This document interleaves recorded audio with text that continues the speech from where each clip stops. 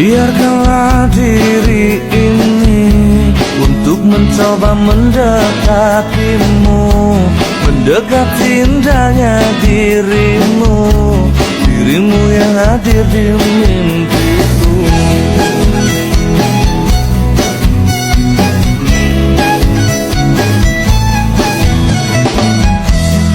Berikanlah aku waktu dan keadaan yang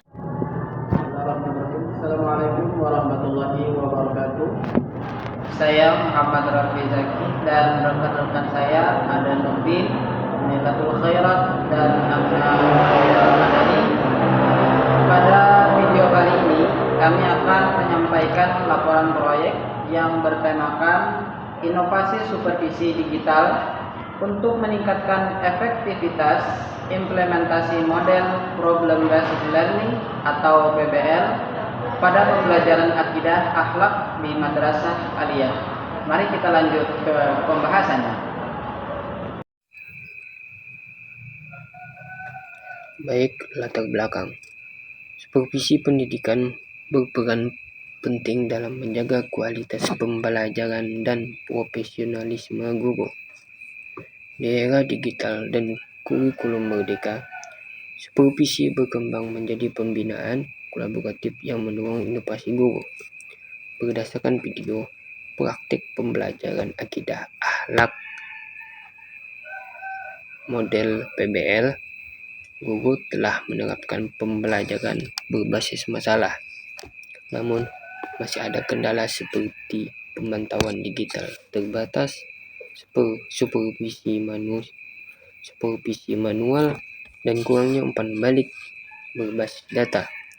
Hal ini menunjukkan perlunya inovasi supervisi digital agar pengawasan, pembinaan, dan evaluasi model PBL lebih efektif dan berkelanjutan.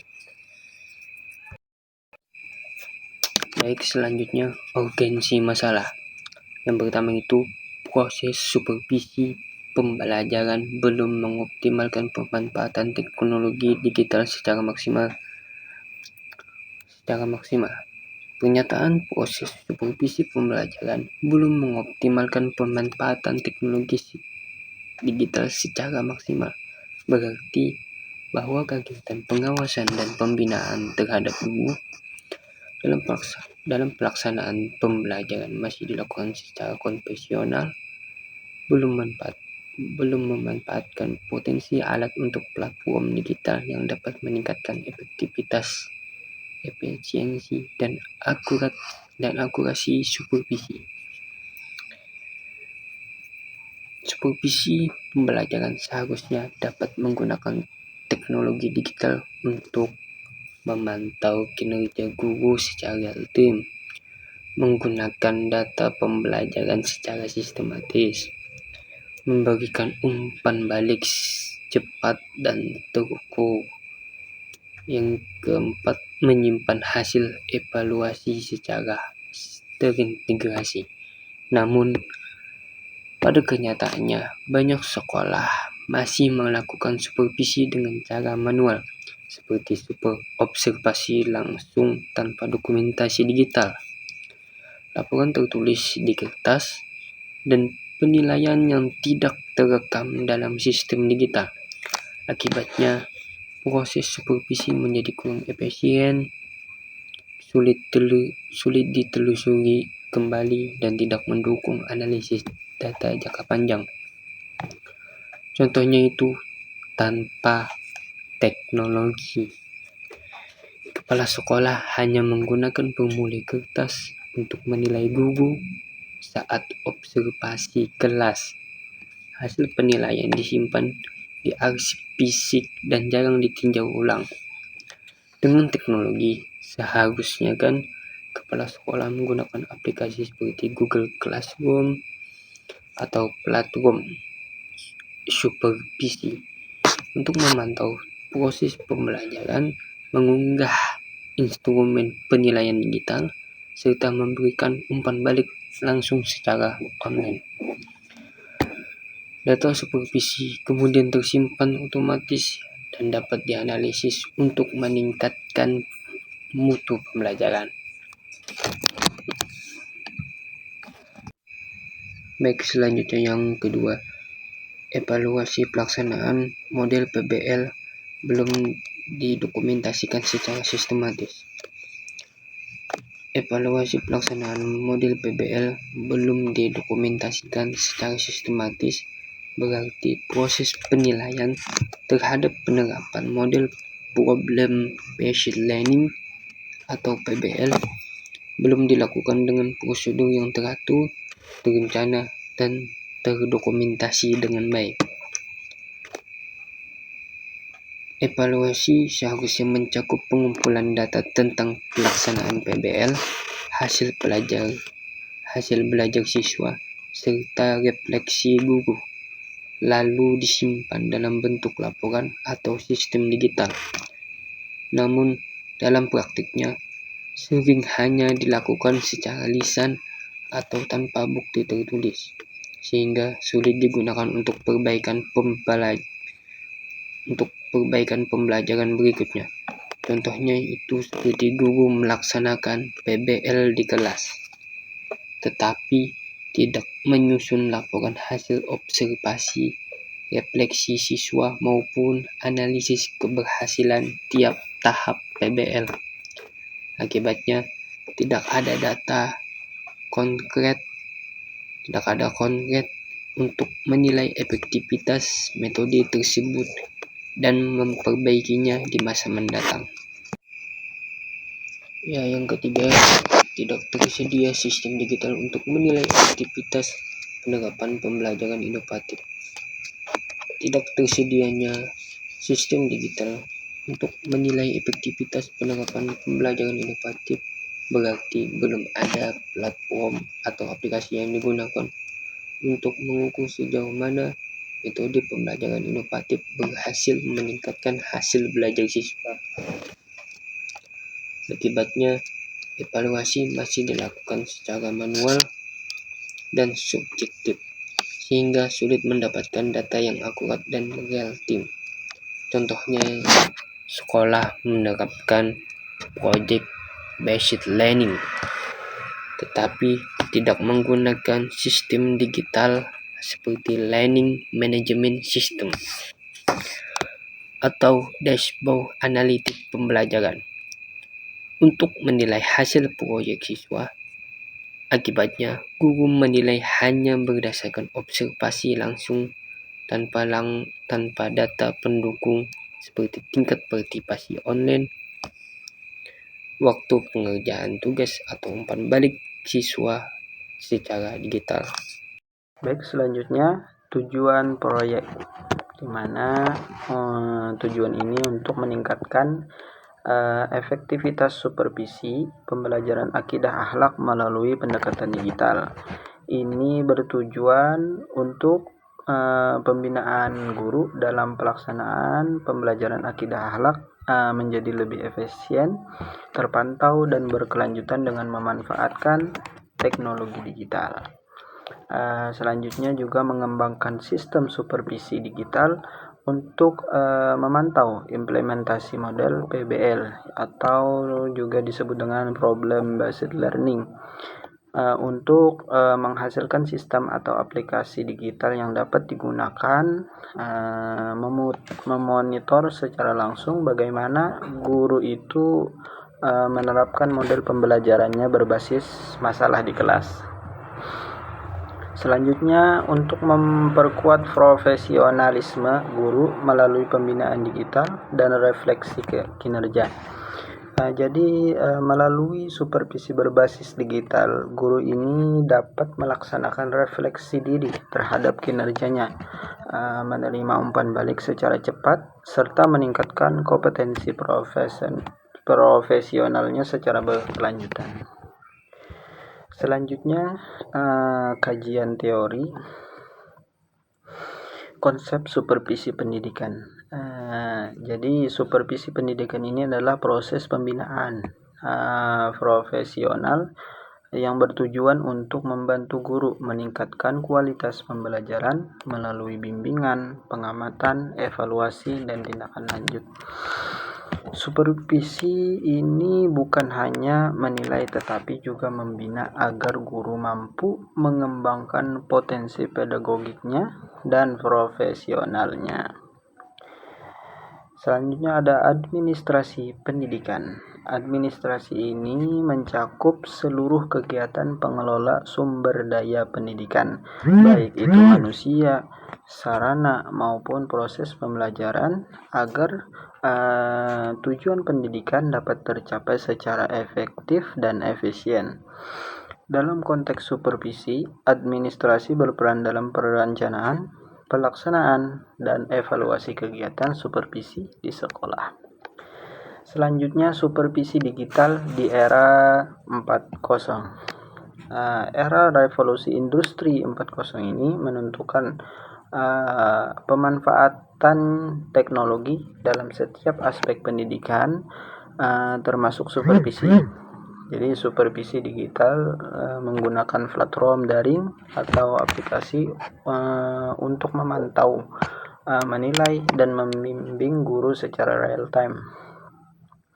Jadi pendekatan ini memungkinkan efisiensi waktu, dokumentasi otomatis, dan komunikasi interaktif antara supervisor dan guru.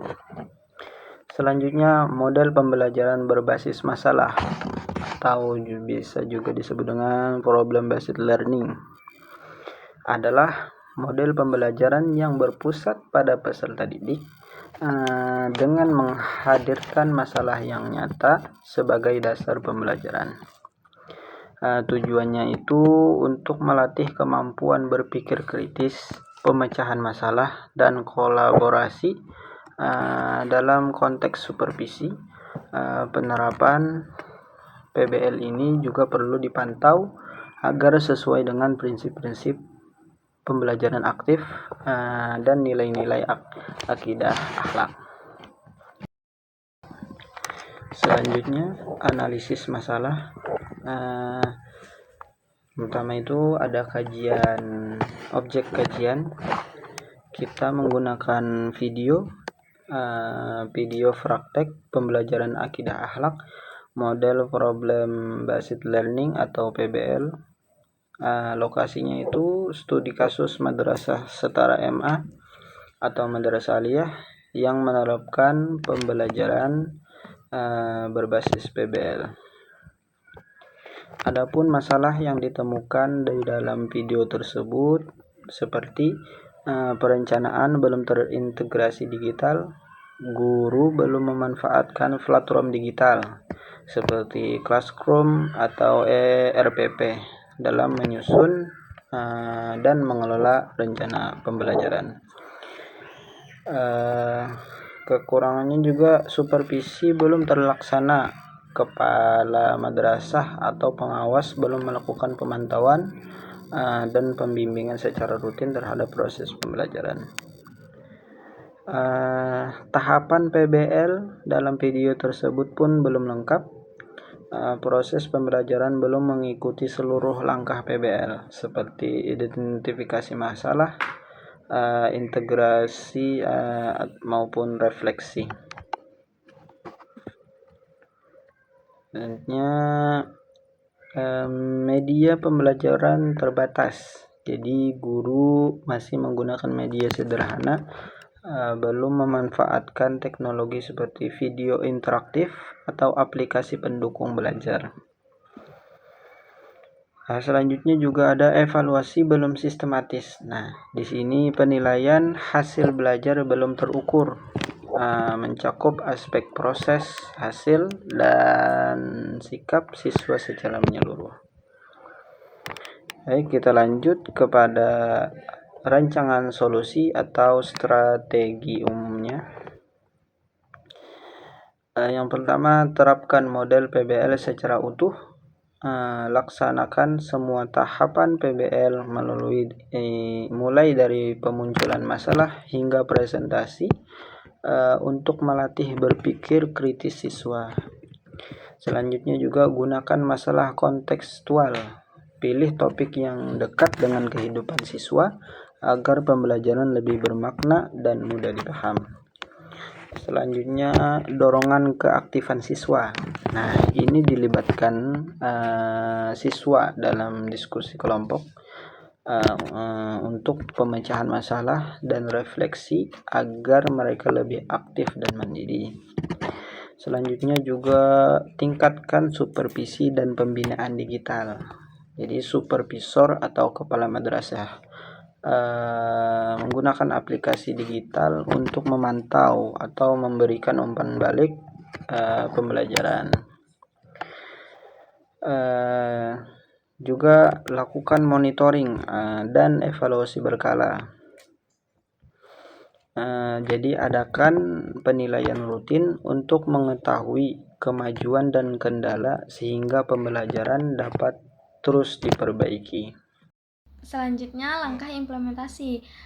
Yang pertama yaitu dengan persiapan, kepala sekolah dan guru akidah akhlak itu merancang pembelajaran PBL melalui yang pertama itu ada pelatihan, penyusunan RPP, pemilihan masalah autentik itu seperti ada berpakaian di sekolah, dan juga menyiapkan fasilitas dan media pendukung. Nah, untuk pelatihan ini bisa berupa workshop ataupun kursus singkat yang di dalamnya mengajarkan bagaimana mengajar menggunakan PBL dan juga teknik-tekniknya.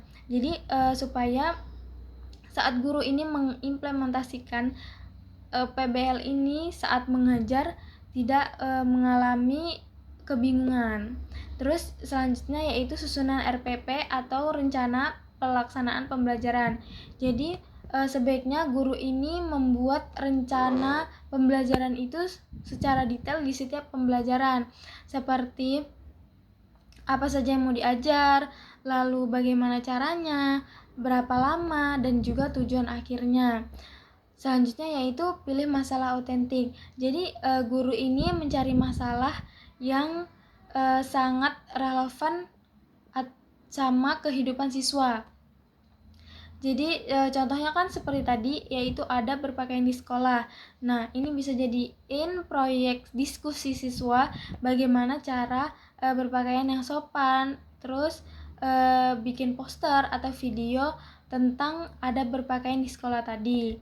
Nah, selanjutnya yaitu dengan menyiapkan fasilitas dan juga media pendukung, yaitu seperti laptop buat riset, terus kertas poster, proyektor buat presentasi, ataupun ruang kelas yang bisa diubah jadi tempat diskusi. Nah, jadi pada intinya itu persiapan PBL ini sangat penting agar PBL ini bisa berjalan lancar dan juga efektif. Yang kedua yaitu pelaksanaan pembelajaran di kelas. Yang pertama pembukaan, salam, dan juga absensi. Jadi guru bisa memulai dengan salam yang hangat seperti Assalamualaikum maupun selamat pagi. Lalu mengecek kehadiran siswa yang tidak hadir dan juga yang hadir. Selanjutnya yaitu motivasi awal. Jadi guru memberikan semangat ataupun cerita singkat kepada siswa agar siswa lebih bersemangat dalam mengikuti pembelajaran, proses pembelajaran. Nah, selanjutnya yaitu dengan pengenalan masalah. Jadi guru ini memperkenalkan masalah autentik yang sudah dipilih tadi, seperti adab berpakaian di sekolah. Jadi guru menjelaskan kenapa masalah ini penting, apa tujuannya, dan juga teknik siswa dalam mengerjakannya itu seperti apa. Selanjutnya yaitu ke bagian inti. Jadi bagian utama yang dimana siswa ini benar-benar terjun ke proyek. Yang pertama dengan presentasi masalah. Jadi guru ataupun siswa yang dipilih ulang untuk memperkenalkan masalahnya lebih detail. Misalnya seperti kenapa ada berpakaian ini penting dan apa aja aturannya yang ada di sekolah tersebut. Selanjutnya yaitu dengan diskusi kelompok, analisis, dan rencana riset. Jadi siswa ini dibagi jadi beberapa kelompok kecil lalu mendiskusikan masalahnya. Jadi mereka menganalisis apa yang perlu diketahui, seperti apa hukum Islam tentang berpakaian, atau gimana teman-teman di sekolahnya itu melihat masalah ini. Lalu mereka membuat rencana riset seperti daftar apa yang mau dicari tahu. Selanjutnya yaitu melaporkan ke pimpinan atau madrasah ataupun komite sekolah mengenai kemajuan, kebutuhan, dan juga hasil implementasi PBL ini. Jadi, kepala sekolah ataupun supervisor ini membuat laporan lengkap untuk atasan atau komite sekolah. Misalnya, PBL ini sudah berjalan bagus, tapi masih membutuhkan lebih banyak buku referensi. Jadi pada intinya peran kepala sekolah dan juga supervisor ini itu sangat penting untuk membuat PBL ini bukan cuma ide tetapi juga kenyataan yang sukses di sekolah. Jadi mereka ini seperti pemandu yang membuat semua orang di jalur yang benar. Selanjutnya yaitu studi atau riset siswa. Jadi setiap kelompok ini mereka melakukan riset masing-masing seperti dengan membaca buku, mencari info online, wawancara teman, ataupun melakukan survei sekolah. Misalnya riset tentang contoh-contoh ada berpakaian yang baik dari tokoh Islam. Langkah selanjutnya yaitu penyusunan solusi. Jadi berdasarkan riset, kelompok membuat solusi kreatif seperti membuat poster, video pendek, ataupun proposal aturan baru untuk sekolahnya. Langkah selanjutnya itu presentasi dan juga refleksi kelas. Jadi setiap kelompok ini mempresentasikan solusinya di depan kelas. Jadi guru atau siswa lain bisa memberikan umpan balik. Lalu ada refleksi bersama seperti apa yang dipelajari dari proyek ini, dan mereka bisa berbagi hasil kerja kelompok agar semua belajar satu sama lain. Selanjutnya yaitu peran kepala sekolah atau supervisor. Yang pertama yaitu dengan mendorong kultur sekolah yang mendukung kolaborasi, refleksi, dan inovasi pembelajaran. Nah, kepala sekolah itu harus membuat suasana sekolah yang ramai dan juga positif, di mana guru-guru, siswa, dan juga staf saling bantu-membantu, saling tolong-menolong, kolaborasi, terus sering introspeksi diri, refleksi, dan juga suka mencoba ide baru untuk belajar. Misalnya seperti kepala sekolah membuat acara sharing ide antar guru atau memberi penghargaan untuk guru ataupun siswa yang kreatif. Selanjutnya yaitu penutupan. Jadi tujuannya ini bisa merangkum apa yang sudah dipelajari dan juga untuk mengevaluasi diri. Yang pertama yaitu dengan kesimpulan bersama. Jadi guru merangkum poin-poin penting dari seluruh kegiatan. Misalnya hari ini kita belajar bahwa ada berpakaian bukan cuma aturan, tapi juga cara kita menghormati diri sendiri dan juga orang lain. Nah, selanjutnya yaitu dengan refleksi siswa. Jadi siswa ini diminta berpikir sendiri seperti menulis di buku harian ataupun diskusi kecil. Jadi apa yang saya rasakan selama proyek ini, apa yang bisa diperbaiki, dan ini juga membuat siswa lebih sadar tentang perkembangan diri mereka sendiri seperti introspeksi. Nah, seperti itu. Jadi pada intinya pelaksanaan pembelajaran PBL ini itu lebih hidup dan juga lebih interaktif. Jadi bukan hanya mendengarkan guru, tetapi juga siswa ini belajar sambil praktik yang membuat mereka lebih paham. Fasilitas pendukung. Nah, jadi kepala sekolah ataupun supervisor ini harus memastikan bahwa semua alat, bahan yang dibutuhkan untuk proses PBL ini tuh ada dan juga siap pakai, seperti laptop buat riset, terus ruang diskusi, atau bahan buat bikin poster. Jadi seandainya kurang, kepala sekolah ataupun supervisor ini itu bisa mencari dana ataupun meminta bantuan.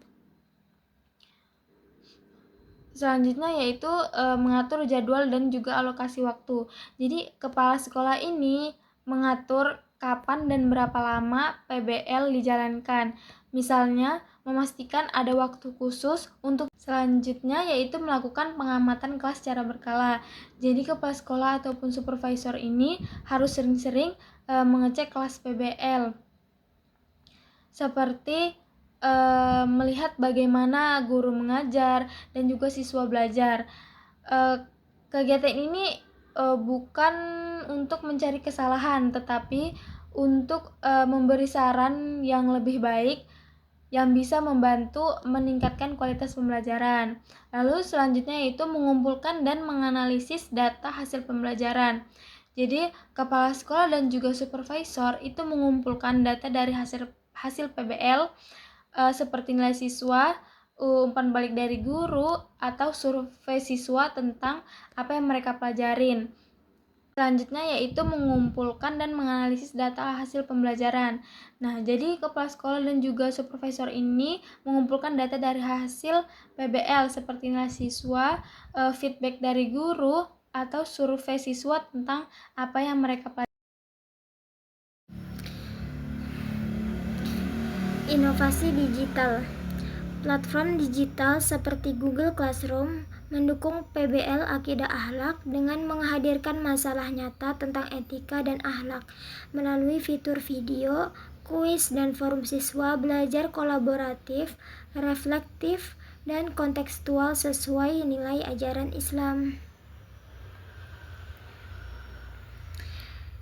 Jadi, platform digital seperti Google Classroom dapat digunakan untuk mendukung pembelajaran akidah akhlak dengan cara menghadirkan permasalahan nyata yang berkaitan dengan etika dan akhlak dalam kehidupan sehari-hari. Dengan demikian, pembelajaran menjadi lebih hidup, relevan, dan bermakna, serta tetap selaras dengan nilai-nilai Islam yang menjadi dasar dalam pendidikan akidah akhlak. Selanjutnya ada evaluasi. Dalam video tersebut menunjukkan bahwa PBL Akidah Akhlak yang melatih siswa memecahkan masalah nyata dengan bimbingan guru. Model ini meningkatkan keterlibatan dan berpikir kritis, namun perlu penguatan refleksi nilai dan penilaian sikap. Cara ini membuat siswa lebih aktif berpikir kritis dan terlibat langsung dalam proses belajar. Namun pembelajaran seperti ini masih perlu ditambah dengan kegiatan refleksi, yaitu membuat siswa memahami makna dari pelajaran yang mudah dijalani seperti penilaian sikap, agar guru bisa melihat apakah siswa benar-benar menerapkan nilai-nilai akhlak dalam kehidupan sehari-harinya. Selanjutnya ada indikator keberhasilan. Yang pertama, siswa berdiskusi dan memecahkan masalah. Dengan berdiskusi bersama teman dan mencari solusi untuk suatu masalah, jadi siswa tidak hanya mendengarkan guru, tetapi juga berpikir, berbicara, dan bekerja sama untuk memahami pelajaran. Yang kedua ada mampu menganalisis dan mencari solusi berdasarkan nilai Islam. Siswa bisa memahami suatu masalah dengan baik dan menemukan jalan keluar dengan berdasarkan ajaran dan nilai-nilai Islam seperti keadilan, kejujuran, dan tanggung jawab. Selanjutnya yang ketiga, menunjukkan perilaku akhlak terpuji seperti jujur, disiplin, tanggung jawab. Jadi siswa dapat bersikap jujur dan tidak mencontek saat ujian, disiplin dan datang ke sekolah tepat waktu, dan bertanggung jawab dengan menyelesaikan tugas yang diberikan guru dengan sungguh-sungguh. Perilaku seperti ini menunjukkan bahwa siswa tidak hanya memahami pembelajaran akidah akhlak secara teori, tetapi juga menerapkannya dalam tindakan nyata sehingga nilai-nilai Islam benar-benar tercermin dalam sikap dan kepribadiannya. Kemudian yang keempat ada hasil tugas mencerminkan aspek kognitif dan karakter Islami. Yang berarti bahwa hasil tugas siswa tidak hanya menunjukkan pemahaman, pengetahuan atau aspek kognitif, tetapi juga mencerminkan sikap dan nilai-nilai Islam seperti kejujuran, tanggung jawab, dan disiplin dalam mengerjakannya. Yang kelima ada berpikir kritis, mandiri, dan evaluatif. Jadi siswa mampu menilai dan memecahkan masalah dengan logis, bisa belajar dan mengambil keputusan sendiri, serta mampu menilai hasil pekerjaannya untuk menjadi lebih baik. Yang keenam ada mampu berkomunikasi dan bekerja sama dengan baik. Siswa bisa menyampaikan pendapat dengan jelas dan bekerja sama dengan teman untuk mencapai tujuan bersama. Misalnya seperti saat mengerjakan proyek kelompok, siswa mendiskusikan ide, mendengarkan teman, dan saling membantu sampai tugas selesai dengan baik. Yang terakhir adalah terlihat peningkatan sikap spiritual dan sosial. Jadi siswa menjadi lebih baik dalam beribadah dan berperilaku sosial. Misalnya, seperti mereka rajin sholat, membaca doa, serta saling menghargai, tolong-menolong, dan bekerja sama dengan teman-temannya. Sekian penjelasan dari saya. Wassalamualaikum warahmatullahi wabarakatuh. One is the loneliest number that you'll ever do. Two can be as bad as one. It's the loneliest number since the number one.